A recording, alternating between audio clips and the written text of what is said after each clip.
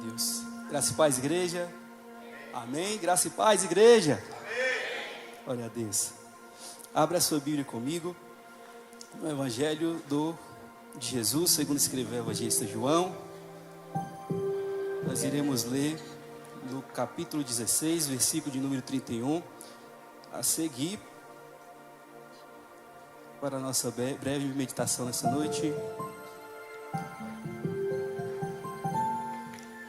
Aleluia. Evangelho de Jesus, segundo escreveu o evangelista João, capítulo de número 16, versículo de número 31 a seguir.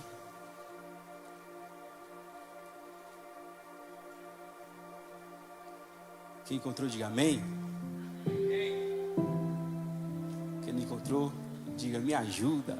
Amém. Aleluia. Evangelho de Jesus, segundo escreveu o evangelista João,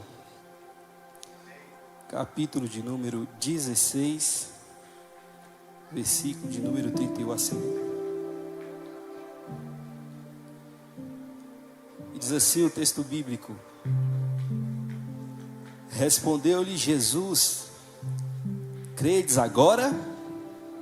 Eis que vem a hora e já é chegada em que sereis dispersos, cada um para a sua casa, e me deixareis só. Contudo, não estou só, porque o Pai está comigo. O versículo de número 33 diz assim: estas coisas vos tenho dito para que tenhas paz. No mundo passai por aflições, mas tende bom ânimo. Eu venci o mundo. Amém? Glória a Deus. Curva a sua cabeça, como de costume. Eu quero iniciar a minha ministração com oração. Aleluia. Senhor Deus Todo-Poderoso, graças eu te dou, ó Pai, por mais um dia que o Senhor me concede, meu Deus, de estar, Senhor Deus Pai Todo-Poderoso, no altar, ministrando a sua palavra, ó Pai. Meu Deus, como sempre tenho pedido ao Senhor, eu peço ao Senhor que nessa noite também, assim como o Senhor chamava os seus discípulos em particular, e ensinava, meu Deus, profundamente, meu Deus, aos seus discípulos, que o seu Espírito Santo nessa noite possa me ensinar, e ensinar o meu irmão que se encontra aqui nessa noite. Que viemos sair daqui nessa noite fortalecidos, fortificados, tocados pelo seu Espírito e pela sua palavra. É o que eu clamo, é o que eu peço ao Senhor, em nome de Jesus. Amém. Glória a Deus. Irmãos, como de costume, como sempre falo com os irmãos aqui na igreja antes de ministrar, que a pregação é uma mensagem de Deus, e o pregador apenas é o carteiro. Irmãos, a gente só entrega aquilo que o Senhor coloca em nosso coração.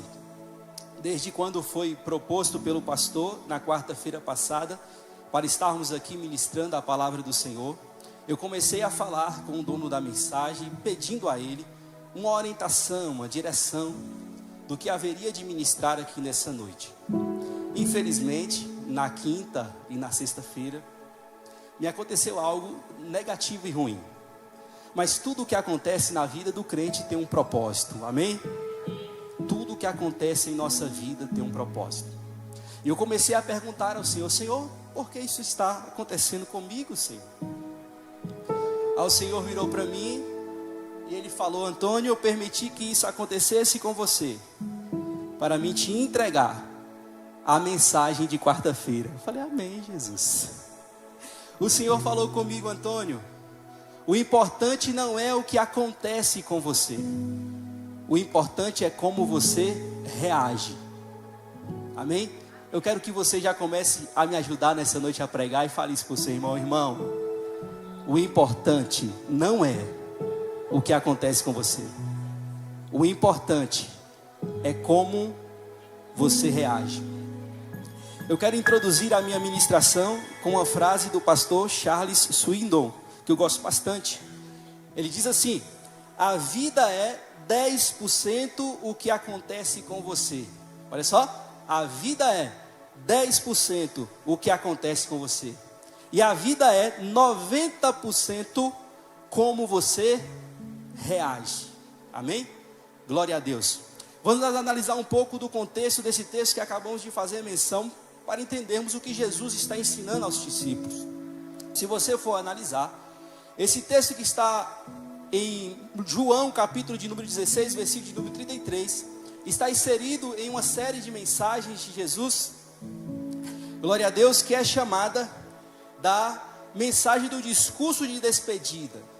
Jesus Cristo, a partir do capítulo de número 13, ele começa a trazer aos discípulos algumas orientações fundamentais e importantes, que seria extremamente útil para a vida dos discípulos quando o Senhor Jesus partisse dessa terra.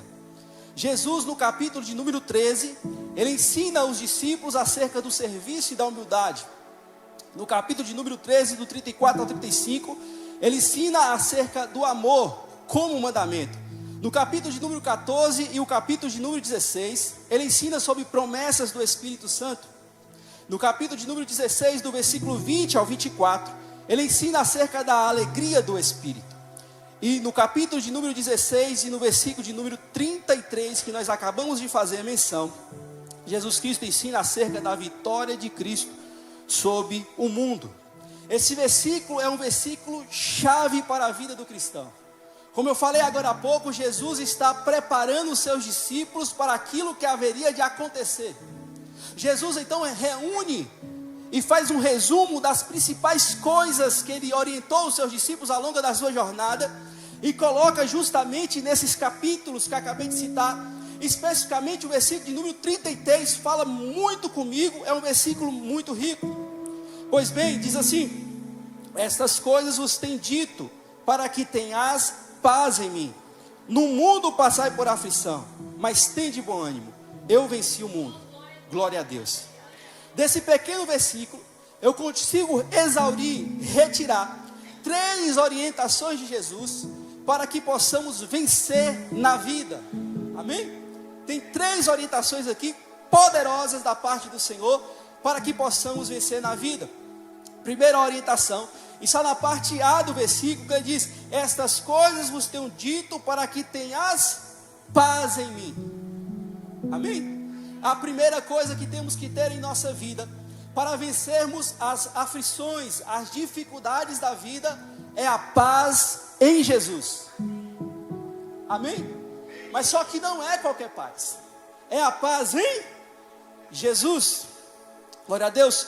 O evangelista João também, no capítulo de número 14, versículo de número 27, ele nos ensina acerca de qual é essa paz que Jesus está falando. E ele diz: eu vos dou a paz, não como o mundo a dá, mas a verdadeira paz. Olha só, eu vos dou a paz, não como o mundo a dá, mas a verdadeira paz. Jesus Cristo deixa claro que existe 2 tipos de paz.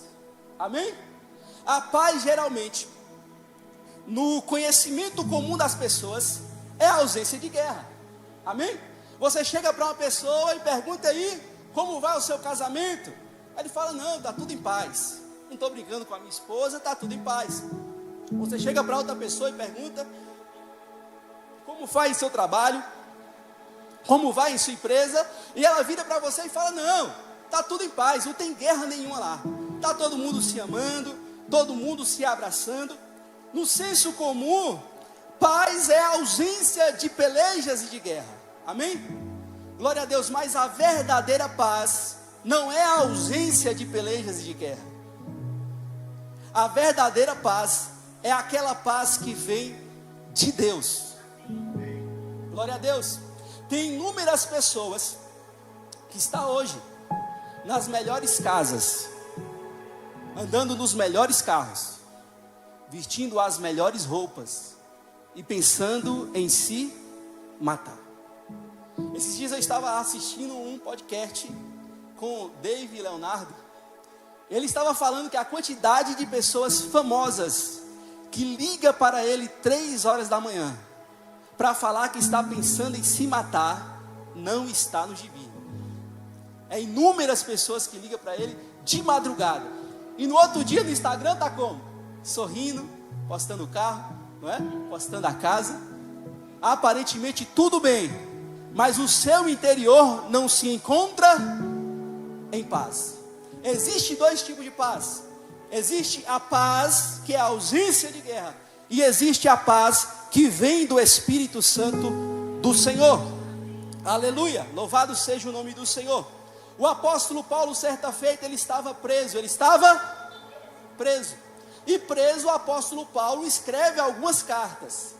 A primeira coisa que eu aprendo com a história do apóstolo Paulo, como eu falei aqui a princípio, que tudo o que acontece na vida do crente tem um propósito. Imagina você, o apóstolo Paulo de manhã, geralmente ele armava tendas para adquirir o seu sustento para viver. Essa era a rotina do apóstolo Paulo. E geralmente de tarde ele saía pelas ruas pregando, ou em algumas instituições de filosofia e debates e discursos, anunciando o evangelho do Senhor Jesus Cristo. O apóstolo Paulo não tinha tempo para escrever as cartas que hoje nos abençoam. Aí Deus faz o quê? Permite que o apóstolo Paulo vá preso. Aí o apóstolo Paulo chora, fica triste, desesperado? De forma nenhuma. Ele entende que toda a aflição colocada na vida do crente tem um propósito de Deus. O apóstolo Paulo senta e começa então a pensar e escrever cartas que ele iria direcionar às igrejas, e essas cartas hoje são justamente os livros que nos abençoam até hoje. O apóstolo Paulo preso, uma das cartas que ele escreve é a carta aos Filipenses. No capítulo 4 e no versículo 4 de Filipenses, o apóstolo Paulo preso, repito, preso, ele escreve: alegrai-vos sempre no Senhor. Outra vez digo, alegrai-vos. De forma imperativa, o apóstolo Paulo nos deixa uma orientação: ei, alegre-se. Mas se você for analisar o contexto dele, ele estava preso. A circunstância externa do apóstolo Paulo era contraditória à paz e à alegria, mas o apóstolo Paulo está falando de paz e de alegria. Entende-se aí que existe dois tipos de paz: a paz que é a ausência de guerra, e a paz que o Senhor dá ao nosso interior. Talvez você entrou aqui nessa noite, talvez a sua conta bancária está bem, talvez a sua vida profissional está em extrema evolução, talvez a sua família está uma maravilha, mas muitas das vezes você chega na sua casa, você deita na sua cama, e o seu interior parece que está um vazio imenso, falta alguma coisa dentro de você. E o Senhor Jesus te trouxe aqui nessa noite para te ensinar o que está faltando em sua vida. E Ele está falando contigo que está faltando na sua vida. Em primeiro lugar, é a paz que vem do meu espírito. Aleluia. Louvado seja o nome do Senhor Jesus Cristo. Pastor, pois bem, o Senhor falou que existem dois tipos de paz: a paz comum e a paz que vem de Deus. Realmente eu reconheço que existem pessoas que são assim, vivem uma vida aparentemente boa, mas o seu interior está perturbado. Pastor, como eu faço para me adquirir essa paz do Senhor Jesus? O apóstolo Paulo também, na carta de Filipenses, capítulo de número 4 e versículo de número 6 ao 7, ele escreve assim: não andeis ansiosos de coisa alguma, em tudo, porém, seja conhecido diante de Deus as vossas petições. Olha o que o apóstolo Paulo está falando: não ande ansioso com coisa ruim, não ande preocupado com situação alguma. Antes, diante de Deus, apresente as suas petições em orações. Glória a Deus. E ele continua ensinando nessa mesma passagem bíblica, dizendo assim: pela oração e pela súplica com ação de graça. Aleluia, louvado seja o nome do Senhor. E a paz de Deus, que excede todo entendimento, guardará o vosso coração, a vossa mente em Cristo Jesus. O que o apóstolo Paulo está ensinando aqui com palavras mais contemporâneas, o apóstolo Paulo está falando: se você está precisando da paz interior, eu vou te dar a receitinha. A receitinha é petições e orações. Petições e orações. O apóstolo Paulo fala que quando você apresenta as suas petições, as suas orações diante de Deus, ele fala que a paz que excede todo entendimento encontra o seu coração e o seu interior. Aleluia, louvado seja o nome do Senhor. Tem entendimento e lógica em um homem que está preso falar de paz e alegria? Não. Mas uma coisa que o apóstolo Paulo fazia constantemente era suplicar e orar. Eu quero trazer desde já uma advertência a você. E primeiro, como eu falei com a irmã semana passada, a espada primeiro corta aqui, depois chega aí, o Senhor fala primeiro comigo. Amém?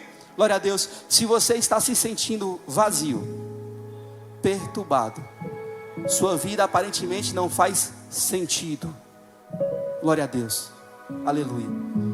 Você fica procurando, não, é porque a pessoa que eu estou não está me fazendo feliz, eu tenho que procurar outra pessoa. Não, é porque eu preciso comprar um determinado carro. Não, é porque eu preciso comprar uma determinada casa. É por isso que eu estou sentindo esse vazio. Não, esse vazio que você está sentindo no seu interior é a ausência da presença do Espírito Santo de Deus. Eu gosto muito de uma frase de um escritor. Ele disse que existe um buraco tão grande, tão grande, tão grande dentro do ser humano, que o único ser capaz de preencher é o Espírito Santo do Senhor. Ei moço, aquilo que você adquirir aqui na terra não vai satisfazer o seu interior por completo. Eu vejo aqui um homem que estava preso, que estava impossibilitado de trabalhar, um homem que não tinha bens e nem casa, mas estava falando de alegria e de paz, porque ele tinha o hábito de se relacionar com o Espírito Santo de Deus. E o Espírito Santo de Deus me coloca no coração para aprofundar mais acerca disso aqui, aleluia. E ele me faz lembrar de uma conversa que tivemos na segunda-feira retrasada, glória a Deus, no estudo com os varões. Eu quero aproveitar o ensejo e convidar, irmão, tem sido uma maravilha. Se o irmão Neto não levantar e falar vamos embora, a gente sai daqui 1h da manhã, né, irmão Branco? É uma bênção, irmão Lucas, é uma bênção. Eu quero convidar os varões para estar aqui na segunda-feira. Estávamos conversando justamente acerca disso. E eu falei uma coisa que é polêmica, mas se você for refletir a fundo, tem uma verdade absoluta dentro dela. Talvez você vá até se assustar com o que eu vou falar. Amém, irmãos? Você sabe qual é o ápice da riqueza e da conquista material? Se você chegar no topo da riqueza, se tornar o homem mais rico do universo, do mundo, sem Deus, sabe qual é o ápice? Sabe aonde que você chega? No vazio existencial. Sabe por quê?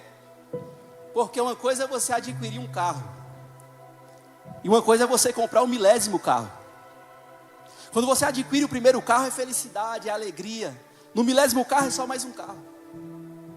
Amém ou não amém? Quando você adquire a primeira casa, nossa, que maravilha. Quando você tem a 1000ª casa, é só mais uma casa. E o vazio interior ainda continua.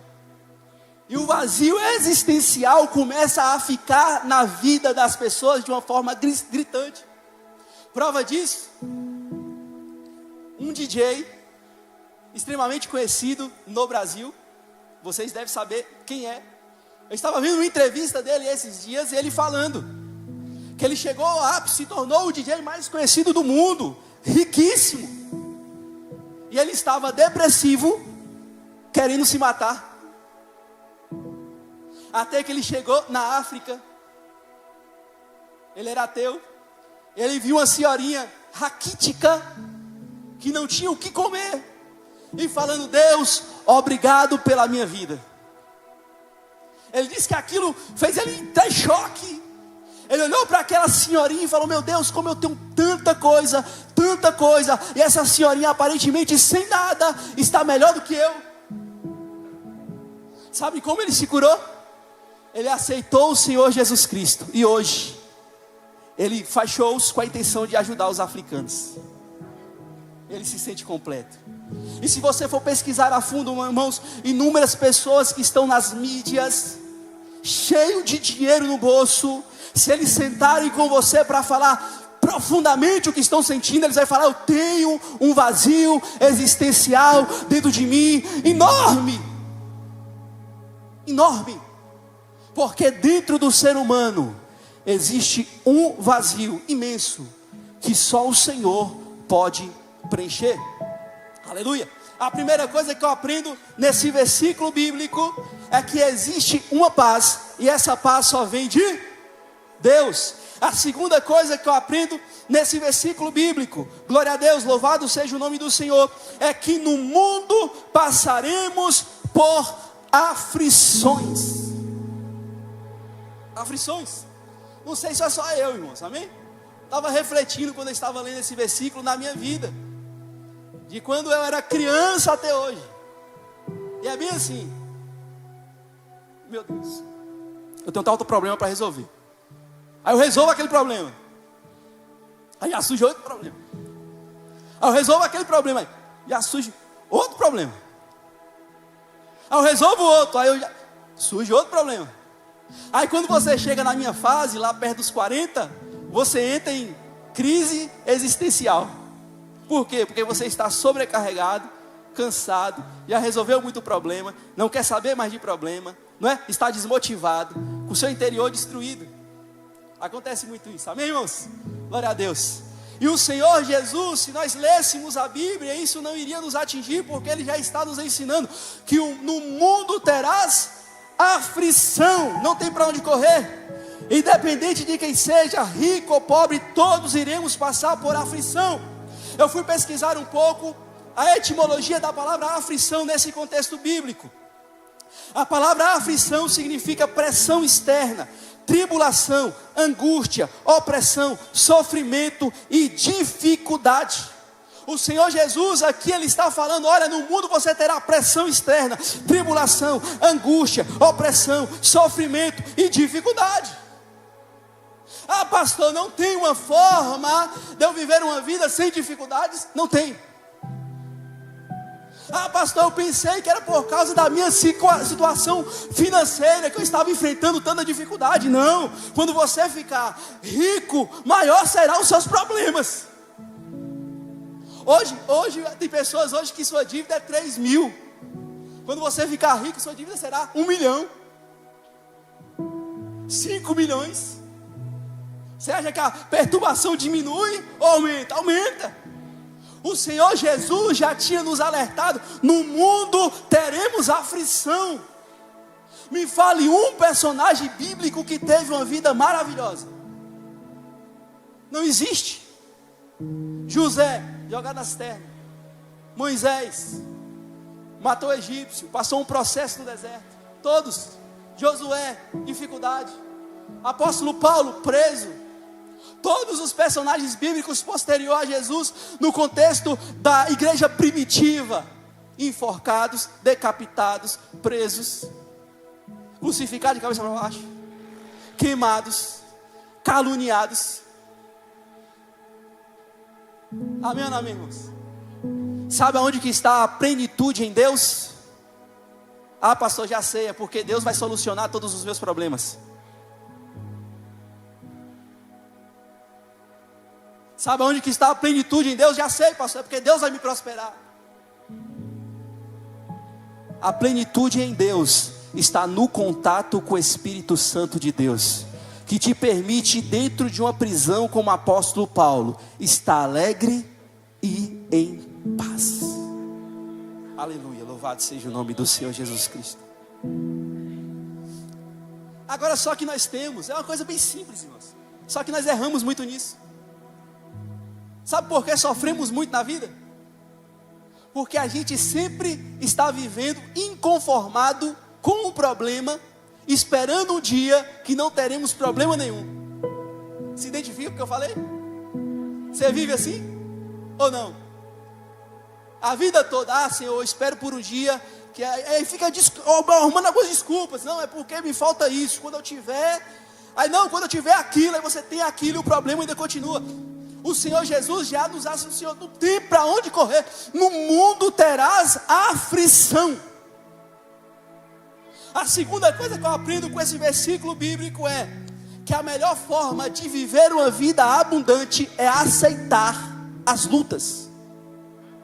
Deixa eu te falar uma coisa, enquanto que você não aceitar que a vida é feita de dificuldade, e você estiver esperando mamãozinho, coisa fresca, tranquilidade, você não vai viver bem. Aleluia. Aí a segunda coisa que eu aprendo com esse versículo é quando o Senhor Jesus Cristo, Ele diz: no mundo passai por aflição, mas tende bom. Glória a Deus. Louvado seja o nome do Senhor. Pastor, o que é bom ânimo? Eu anotei aqui também.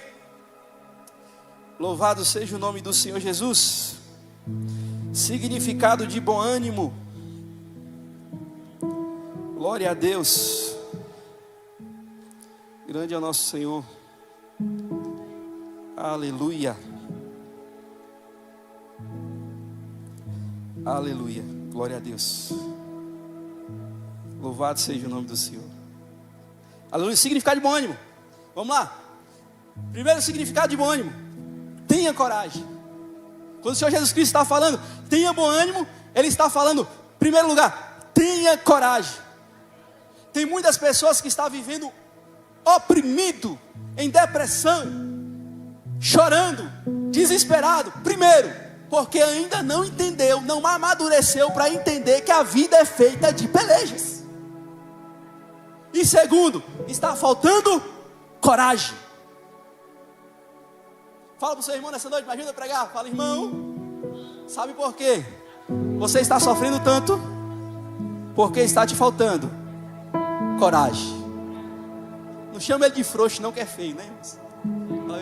Fala ele que é falta de coragem. Amém? Falta de coragem, irmãos. Pastor, o que é coragem? Coragem não é não ter medo. Amém? Coragem não é não pensar em desistir. Isso é normal. Coragem não é você viver como um super-herói imbatível. Isso não é coragem. Coragem é você entender que às vezes você vai fracassar. Amém? Quase não sai, né, irmãos? Coragem é entender que você vai fracassar. Coragem é você entender que você vai ter dificuldade. Coragem é entender que amanhã você vai levantar e vai ter mais um leão para matar. Coragem é você olhar para o tamanho do leão e às vezes sentir medo, mas você falar para o leão: leão, você é grande, mas maior é o meu Deus, e no final do dia eu vou ter vencido você na força do poder do meu Deus. Eu gosto muito dessa frase. Coragem não é não ter medo, coragem é perseverar, ainda que tenha medo. Olha para você ver como está sendo edificante na segunda-feira, irmãos. Quero te convidar, segunda-feira. Estávamos conversando justamente isso. Eu lembro que eu citei isso para os irmãos. Falei, irmão, sabe qual é a diferença da pessoa que vai entrar para o céu e a pessoa que não vai entrar para o céu? Aí eu falei, já de cara, não é porque um é santo e o outro é pecador. Não é. Não é. Porque a Bíblia diz que todos pecaram e destituídos estão da glória de Deus. O apóstolo João escreveu dizendo: aquele que disser que não tem pecado, a verdade de Deus não habita nele. Pecado todo mundo tem. Amém? Quem não se lembra do momento que Jesus Cristo trouxe a adúltera na frente e falou: ei, quem não tiver pecado, atire a primeira. Eu me arrisco a falar, né? Corre o risco, né? Que tem os santos aí por aí, os santarrões, né, irmãos? Quem não tiver pecado, pega a sua cadeira e pode jogar em mim. Não existe esse que não tem pecado. A diferença do que vai entrar no céu, amém? E do que não vai entrar no céu é a coragem de perseverar, mesmo caindo e levantando. Pecou? Se arrepende. Pecou? Vem para Gilgal. Aleluia, pastor gritou aleluia. Amém? Está fraco? Irmãos, nós temos uma ferramenta incrível, irmãos. Eu tenho quase 20 anos envolvido com igreja. Eu nunca vi uma igreja com Gilgal. E nós temos esse privilégio. Venha para Gilgal, em nome de Jesus. A diferença do que vai entrar no céu para o que não vai, é porque quem vai entrar no céu perseverou até o final, não desistiu, caiu, levantou, se arrependeu, caiu, levantou, se arrependeu, foi se consertando, foi se aperfeiçoando, até que vai entrar no céu. Vira para o seu irmão nessa noite e fala: ei, os medrosos não vão entrar no céu. Coragem, coragem. Caiu, está fraco, se levanta, dá a volta para cima, vai para cima, pega com Deus, que vai dar certo em nome do Senhor Jesus Cristo. Aleluia. Coragem é perseverar, coragem é ir confiando em Deus. Aleluia. Tem muitas pessoas que não estão vivendo a promessa de Deus, justamente por causa da ausência de coragem. Amém? Eu me lembro da história de Davi. Davi está indo levar alimento para os seus irmãos no campo de batalha. E os soldados já estavam há dias sentados, desmotivados, pensando em parar em desistir. Por quê? Existia um gigante e não tinha um capaz para desafiar o gigante.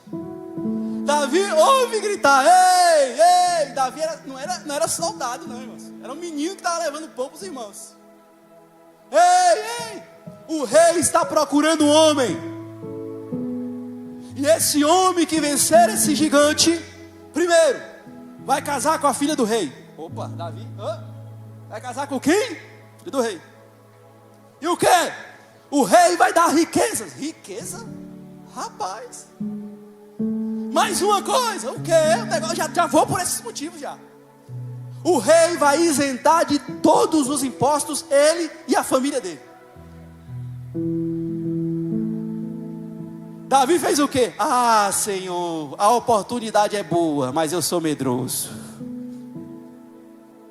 Ah, Senhor, a oportunidade é maravilhosa, vai mudar a minha vida, Senhor, mas tem gigante. Foi assim? Ele falou para o gigante: você vem comigo com lanças e espadas, mas eu vou em direção a você, em nome do Deus de Israel. Tem pessoas aqui nessa noite que o Espírito Santo ministra no meu coração, que a oportunidade chegou, mas você está inventando desculpas, e o Senhor te trouxe aqui nessa noite para te falar: vá de novo, volte de novo, mas dessa vez faça como Davi, não vai sozinho, vai em nome do Deus do exército de Israel, que a vitória será certa. Para ser mais específico, o Espírito Santo de Deus traz uma pessoa aqui que você tem desejo de estudar em uma determinada área, e você olha para essa determinada área e você fala: Senhor, se eu conseguisse me formar naquilo, Senhor, minha vida ia ficar maravilhosa. Só que você está com medo, e você está olhando para você, está falando: eu não tenho capacidade. Desculpa pela expressão chucra, eu sou burrinho, eu não vou passar no vestibular. Como que você não vai se você nem tentou?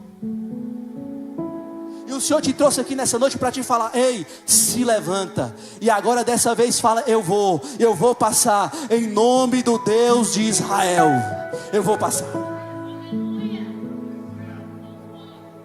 Você não tem noção como é importante a pessoa ter coragem na vida. Como eu citei a frase do pastor Charles Swindoll, vou repetir de novo: 10% do que acontece na vida, aleluia, aleluia, a vida é feita de 10% do que acontece, e 90% de como você. Sabe por que você está num lugar que você não queria estar? Porque os gigantes veio e você não reagiu com fé. Eu vou fazer mais uma vez a propaganda, que essa é a mensagem dessa semana de Gilgal. Amém? O que está atrapalhando você de ir para o lugar que Deus te confiou, ainda que você não se sinta capaz, são as crenças limitantes. O que é a crença limitante, pastor? Pensamentos que te impedem de prosseguir. Ah, eu sou coitadinho, fulano conseguiu, mas eu sou piorzinho. eu não vou conseguir. Estava conversando com o pastor ontem isso. Você sabia que o que você está cometendo é pecado? Por quê, pastor? Porque quem não tem fé não agrada. Não é o problema só da sua crença limitante. É porque você está olhando para o seu problema e para a sua dificuldade e está falando: ei, a dificuldade é maior do que o meu Deus. E Deus lá de cima não está gostando disso. Ah, Senhor, podia até ter uma empresa, Senhor, mas não é para mim, é para fulano. E Deus está falando: ei, você não está olhando para o tamanho do seu Deus. Ah, Senhor, eu podia até me formar em determinada área, Senhor, eu podia ter determinada coisa, Senhor, mas quando eu olho para mim, eu não sou capaz. Eu te pergunto, me fale um personagem bíblico que foi capaz de conquistar o que eles conquistaram. Moisés, Senhor, mandarão. O pastor estava falando isso nesse na sala. Já estava me dando a mensagem já. Moisés, Senhor, mandarão. Por que, Moisés? Eu não sei falar. Eu sou gagago. Amém? Gideão, o Senhor é contigo, varão valoroso. Senhor, se o Senhor é comigo, por que eu estou passando essa situação? Irmão, Deus está falando com ele. É Deus falando com ele. O Senhor é contigo, varão valoroso. Deus está falando com os Gideões nessa noite aqui, aleluia. Deus está falando: o Senhor é contigo, varão valoroso. Vai para cima, que eu vou te dar vitória. Tira hoje da sua vida essa crença limitante de falta de coragem.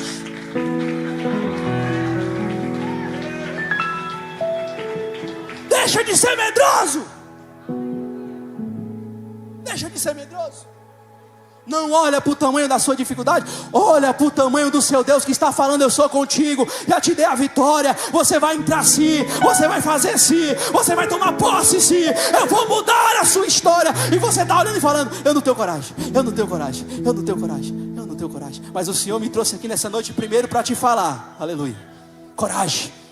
E segundo, anota aí a profecia de Deus para sua vida nessa noite. A primeira é: tenha coragem. E a segunda, pastor, ao sair daqui, procure Mari. Amém? Deixa o nome, que o pastor vai te dar uma apostilazinha de 308 perguntas, pastor.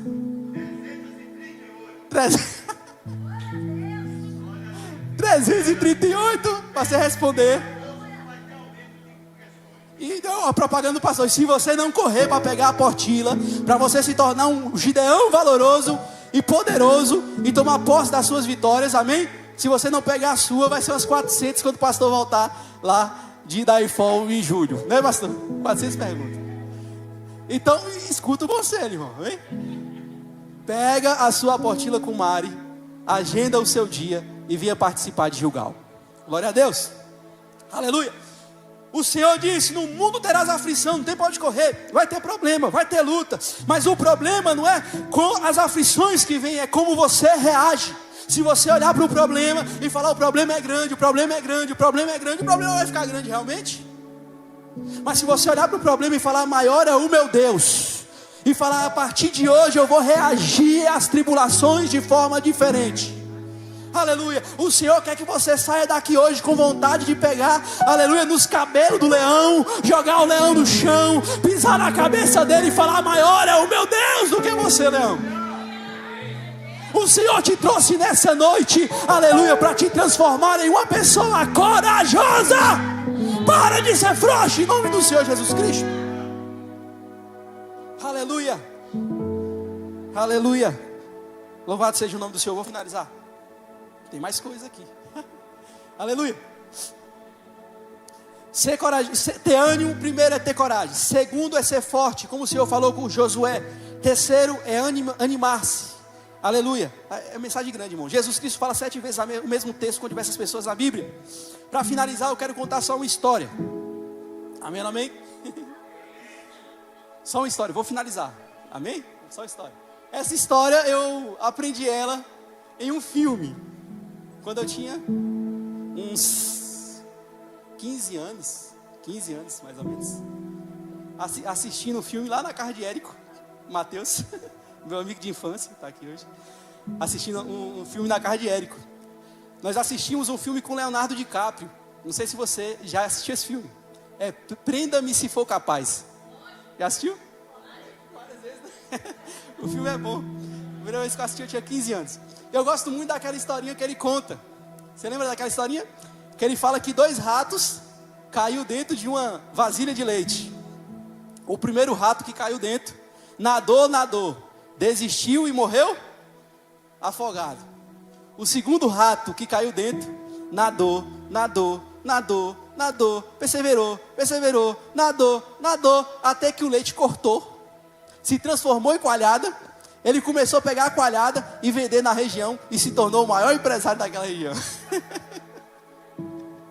Aleluia. É claro que é uma ilustração, né, irmãos? Mas eu quero te perguntar nessa noite, qual dos 2 ratos você é? O primeiro ou o segundo? Pergunta para o seu irmão nessa noite, qual dos 2 ratos você é? O primeiro ou o segundo? Você vai deixar a situação te vencer ou você vai ser corajoso até transformar a situação que está te derrotando? Aleluia. O Senhor te trouxe aqui nessa noite para te falar: seja corajoso, porque eu tenho mais para a sua vida. Seja corajoso, tire essas crenças limitantes da sua cabeça. Seja corajoso, em nome de Jesus.